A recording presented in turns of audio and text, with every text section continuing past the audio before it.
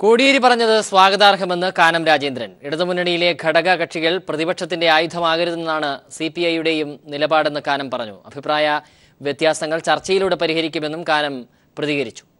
ഭരണത്തിന്റെ കാര്യത്തിലാണെങ്കിലും പൊതുരാഷ്ട്രീയത്തിന്റെ കാര്യത്തിലാണെങ്കിലും ചർച്ചകളിലൂടെ സമവായവുമായി മുന്നോട്ട് പോകാം എന്ന് അദ്ദേഹം പറയുകയുണ്ടായി. ഈ പ്രശ്നങ്ങൾ തന്നെയാണ് പരസ്പരം ചർച്ച ചെയ്തും കൂടിയാലോചിച്ചും മുന്നോട്ട് കൊണ്ടുപോകുക എന്ന വിഷയം തന്നെയാണ് ഞങ്ങൾ ഉന്നയിക്കപ്പെട്ടിട്ടുള്ളത്. അതുകൊണ്ട് ആ നിലപാടിനെ ഞങ്ങൾ സ്വാഗതം ചെയ്യുന്നു. ഇനി അതിൻ്റെ വിശദാംശങ്ങളിൽ ഞങ്ങൾ തമ്മിൽ യോജിക്കാത്ത എന്തെങ്കിലും കാര്യങ്ങളുണ്ടെങ്കിൽ അത് ചർച്ചകളിൽ കൂടി ഞങ്ങൾ പരിഹരിച്ച് മുന്നോട്ട് പോകും.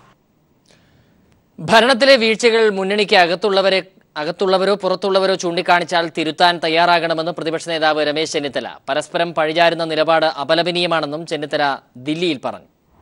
ഭരണരംഗത്തുണ്ടായിട്ടുള്ള ഗുരുതരമായ തെറ്റുകളും പരാജയങ്ങളും ചൂണ്ടിക്കാണിക്കുന്നത് തെറ്റാണോ? അത് മുന്നണിക്കകത്തുള്ളവർ ചൂണ്ടിക്കാണിച്ചാലും പുറത്തുള്ളവർ ചൂണ്ടിക്കാണിച്ചാലും തെറ്റല്ലേ? ആ തെറ്റുകളെ മറച്ചു പിടിക്കാൻ കഴിയുമോ? അപ്പോൾ ഭരിക്കുന്നൊരു പാർട്ടി എന്നുള്ള നിലയിൽ, ഭരണത്തിന് നേതൃത്വം കൊടുക്കുന്ന പാർട്ടി എന്നുള്ള നിലയിൽ CPM ആത്മപരിശോധന നടത്തുകയാണ് വേണ്ടത്. അവരാ തെറ്റുകൾ തിരുത്താനുള്ള നടപടികൾ സ്വീകരിക്കുന്നതിന് പകരം ഭരണവൈകല്യങ്ങളും തെറ്റുകളും ചൂണ്ടിക്കാണിക്കുന്നവരുടെ വായടയ്ക്കാൻ നടത്തുന്ന ശ്രമങ്ങൾ അപലപനീയമാണ്. ഭൂമി കയ്യേറ്റം തടയാൻ പുതിയ നിയമം. അടുത്ത നിയമസഭാ സമ്മേളനത്തിൽ ഇത് സംബന്ധിച്ച ബില്ല് നിയമസഭയിൽ അവതരിപ്പിക്കും. വൻകിട എസ്റ്റേറ്റുകളുടെ അനധികൃത കയ്യേറ്റം തടയുകയാണ് ബില്ലിന്റെ പ്രധാന ലക്ഷ്യം. ബില്ലിന്റെ കരട് റവന്യൂ വകുപ്പ് തയ്യാറാക്കി തുടങ്ങി. കയ്യേറ്റങ്ങൾ തടയുക, നിലവിലെ വൻകിട കയ്യേറ്റങ്ങൾ ഒഴിപ്പിക്കുക, ഇക്കാര്യങ്ങൾ ലക്ഷ്യമിട്ടാണ് പുതിയ നിയമനിർമ്മാണം. ഈ മാസം 25 തുടങ്ങി ജൂൺ 8 അവസാനിക്കുന്ന നിയമസഭാ സമ്മേളനത്തിൽ റവന്യൂ വകുപ്പ് ബില്ല് അവതരിപ്പിക്കും. ബില്ലിന്റെ കരട് തയ്യാറാക്കി തുടങ്ങി. നിയമത്തിന് ഭരണഘടനാ സാധുതയുണ്ടെന്ന് കഴിഞ്ഞ ദിവസം നിയമോപദേശം ലഭിച്ചിരുന്നു. നിയമ സെക്രട്ടറി നൽകിയ ഉപദേശത്തിന്റെ അടിസ്ഥാനത്തിലാണ് കരട് തയ്യാറാക്കുന്നത്. നിയമം വരുന്നതോടെ കയ്യേറ്റങ്ങൾ പരിശോധിക്കാൻ ട്രിബ്യൂണൽ നിലവിൽ വരും. ഭൂമി കയ്യേറിയതായി സംശയിക്കപ്പെടുന്ന തോട്ടങ്ങൾ ട്രിബ്യൂണലിന് മുന്നിൽ രേഖകൾ ഹാജരാക്കേണ്ടി വരും. രേഖകൾ ഹാജരാക്കാത്ത ഭൂമി സർക്കാർ ഏറ്റെടുക്കും. നിയമക്കുരുക്കിൽ കുടുങ്ങി ഹാരിസൺ പ്ലാന്റേഷൻസ് ഉൾപ്പെടെയുള്ള വൻകിട കയ്യേറ്റങ്ങൾ ഒഴിപ്പിക്കാൻ കഴിയാത്ത സാഹചര്യത്തെ ട്രിബ്യൂണൽ രൂപീകരണത്തോടെ മറികടക്കാമെന്നാണ് സർക്കാരിന്റെ കണക്കുകൂട്ടൽ. News bureau, Thiruvananthapuram. SBT SBI ലയനത്തിന്റെ മറവിൽ ഓൺലൈനിലൂടെ നടന്ന തട്ടിപ്പിൽ തിരുവനന്തപുരം സ്വദേശിനിയുടെ പണം നഷ്ടമായി. പുതിയ ATM കാർഡ് നൽകാൻ ബാങ്കിൽ നിന്ന് വിളിക്കുന്നു എന്ന് പരിചയപ്പെടുത്തിയായിരുന്നു തട്ടിപ്പ് നടത്തിയത്. കബളിപ്പിക്കപ്പെട്ടത് ടെക്നോ പാർക്കിലെ IT ജീവനക്കാരിയാണ്. മെഡിക്കൽ കോളേജ് പോലീസ് അന്വേഷണം ആരംഭിച്ചു. ഉച്ചയ്ക്ക് 12:30യോടെയാണ് ഉള്ളൂർ സ്വദേശിനിയായ ടെക്നോ പാർക്ക് ജീവനക്കാരി സിബിനയുടെ ഫോണിലേക്ക് തട്ടിപ്പ് സന്ദേശം എത്തുന്നത്. SBT SBIയിൽ ലയിച്ചതിനാൽ ഉപയോഗിച്ചുകൊണ്ടിരിക്കുന്ന ATM കാർഡ് ഉടൻ ബ്ലോക്കാവും. അതിനാൽ പുതിയ കാർഡ് നൽകുന്നതിനായി ഇപ്പോൾ ഉപയോഗിച്ചുകൊണ്ടിരിക്കുന്ന കാർഡിന്റെ വിശദാംശങ്ങൾ പറഞ്ഞു കൊടുക്കാൻ ആവശ്യപ്പെട്ടു. SBIയുടെ മുംബൈ ഓഫീസിൽ നിന്നാണെന്ന് പരിചയപ്പെടുത്തിയാണ് സംസാരിച്ചത്. കാർഡ് നമ്പർ പറഞ്ഞു കൊടുത്തതിന് പിന്നാലെ 2 തവണകളിലായി 20,000 രൂപ അക്കൗണ്ടിൽ നിന്നും പിൻവലിക്കപ്പെട്ടു. തട്ടിപ്പാണെന്ന് ബോധ്യപ്പെട്ടതോടെ അക്കൗണ്ടിൽ ബാക്കിയുണ്ടായിരുന്ന പണം നെറ്റ് ബാങ്കിംഗ് വഴി മറ്റൊരു അക്കൗണ്ടിലേക്ക് മാറ്റിയെന്ന് പണം നഷ്ടപ്പെട്ട സിബിന മാധ്യമങ്ങളോട് പറഞ്ഞു. അപ്പോൾ അവർ പറഞ്ഞു, നിങ്ങൾക്കൊരു പുതിയ കാർഡ് തരാനുണ്ട്, അത് മൺഡേ എത്തും, അതിൻ്റെ വേണ്ടി കൊറിയർ ഐ ഡിയും ഒക്കെ സെൻഡ് ചെയ്യുന്നുണ്ട്, അത് നോക്കാൻ പറഞ്ഞു. അപ്പോൾ എനിക്ക് മെസ്സേജിൽ കൊറിയർ ഐ ഡി എല്ലാം വന്നായിരുന്നു. അതിനുശേഷം അവർ പറഞ്ഞു, നിങ്ങളുടെ ഇപ്പോഴത്തെ കാർഡ് ഇന്ന് ബ്ലോക്ക് ചെയ്യും, അതിന് വേണ്ടിയിട്ട് നിങ്ങളുടെ ATMലുള്ള 16 ഡിജിറ്റ് 20 ഡിജിറ്റ് അത് പറയാൻ പറഞ്ഞു. അപ്പം ആദ്യത്തെ 4 ഡിജിറ്റ് അവർ പറഞ്ഞു, ബാക്കി പറയാൻ പറഞ്ഞു. തിരുവനന്തപുരം നഗരത്തിൽ ഇന്ന് നിരവധി SBI ഉപഭോക്താക്കളുടെ ഫോണിലേക്ക് സമാനമായ തട്ടിപ്പ് സന്ദേശം എത്തിയതായി ബാങ്ക് അധികാരികൾ വ്യക്തമാക്കി.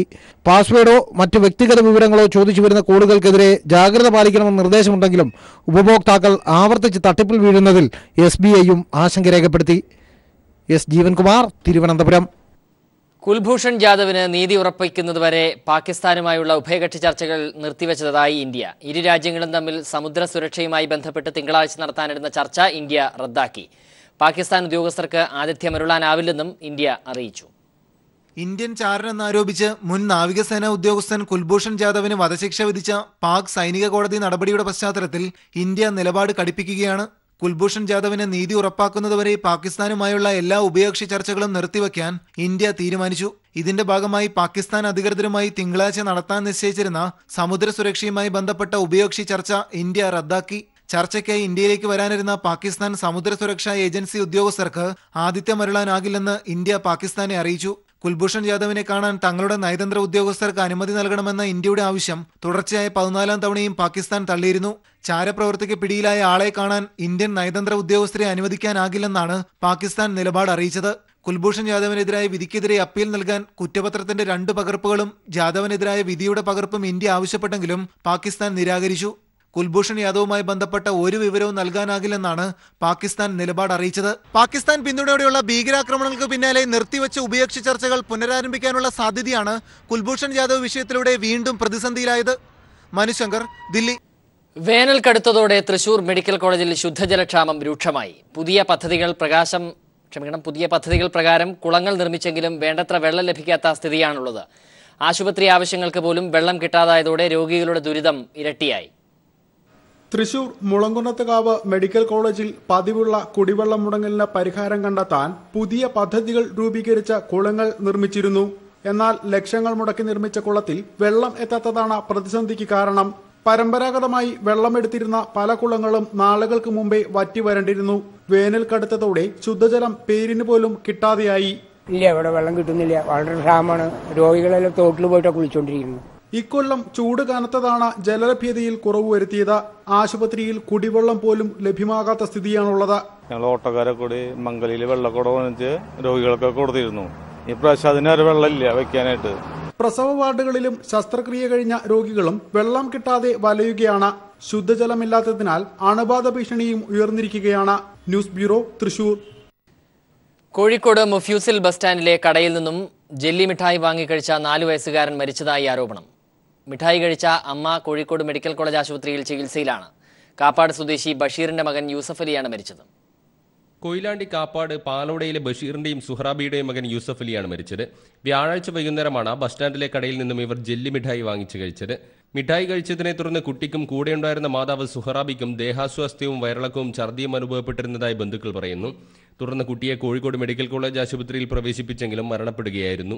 വ്യാഴാഴ്ച നിന്ന് വൈകിട്ടാണ് കഴിച്ചത്. പിറ്റേന്ന് വെള്ളിയാഴ്ച നിന്ന് വയറ്റിൽ നിന്ന് വല്ല പോകാൻ തുടങ്ങി 2 പേർക്കും. അങ്ങനെ അടുത്തുള്ള ക്ലിനിക്കിൽ കാണിച്ചു.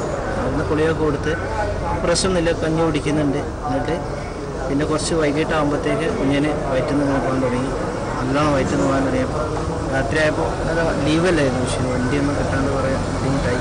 അത് കഴിഞ്ഞ് രാത്രിയാകുമ്പോൾ വീണ്ടും ക്ലിനിക്കിൽ കൊണ്ടുപോയപ്പോൾ അവർ വന്ന് നേരെ മെഡിക്കലിൽ കയറി. ഇവിടെ എത്തുമ്പോഴത്തേക്ക് കുട്ടി മരിച്ചു. പരാതിയെ തുടർന്ന് ആരോഗ്യവകുപ്പ് ഉദ്യോഗസ്ഥർ കടയിൽ പരിശോധന നടത്തി. 2 ഐറ്റം ജെല്ലി സീഡ്സും കൊണ്ടുപോയിട്ടുണ്ട്. പിന്നെ പുഡിങ് അതും 2 പേര് കഴിച്ചിട്ടുണ്ടെന്നാണ് അറിയാൻ കഴിഞ്ഞത്. അപ്പോൾ ഇന്നിപ്പോൾ സ്റ്റാറ്റ്യൂട്ടറി സാമ്പിൾ ലാബിലയക്കും. അതിനുശേഷം കൂടുതൽ കാര്യങ്ങൾ പറയാൻ കഴിയുള്ളൂ. എന്നാൽ വർഷങ്ങളായി കടയിൽ മിഠായി വിൽക്കുന്നുണ്ടെന്നും ഇതുവരെ പ്രശ്നങ്ങളൊന്നും ഉണ്ടായിട്ടില്ലെന്നും കടയിലെ ജീവനക്കാർ പറയുന്നു. അത്യാവശ്യം നല്ല മൂവികളുടെ സാധനമായിരുന്നു. ഇതൊരു കംപ്ലൈന്റ് ഇന്നത്തെ വന്നിട്ടില്ല. കസബ പോലീസ് സ്റ്റേഷനിൽ ബന്ധുക്കൾ പരാതി നൽകി. ബന്ധുക്കളുടെ മൊഴി പോലീസ് രേഖപ്പെടുത്തിയിട്ടുണ്ട്. കടയിൽ നിന്ന് മിഠായിയുടെ സാമ്പിൾ ശേഖരിച്ച് പരിശോധനയ്ക്ക് അയച്ചിട്ടുണ്ട്. News bureau, Kozhikode.